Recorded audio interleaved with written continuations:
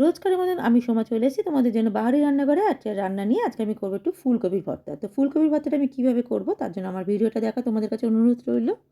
তার জন্য কিছুটা ফুলকপি আমি একদম ছোটো ছোটো করে কেটে নিয়েছি, কেটে নিয়ে ভালো করে ধুয়ে আর এটা একটু নুন দিয়ে আর তেল দিয়ে আমি একটু ভেজে নিচ্ছি। তো চলো ভালো করে ফুলকপিটা আমি ভেজে নিই। আমার হাতে সময় ছিল না বলে তাই জন্য ফুলকপি কাটাটা আমি দেখাতে পারিনি। তো চলো ফুলকপিটাকে একটু ভেজে নিই। আর এদিকে দেখো আমি দুটো টমেটো ভালো করে পুড়িয়ে রেখেছি। আর এদিকে এটা ফুলকপিটাও ভাজাটা হয়ে এসছে আমার।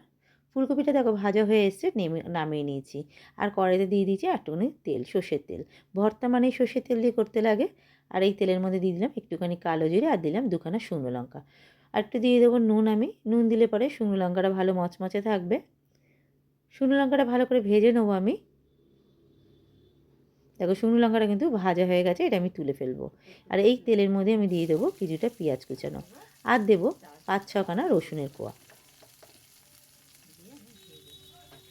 রসুন আর পেঁয়াজটা আমি আবার ভেজে নেব।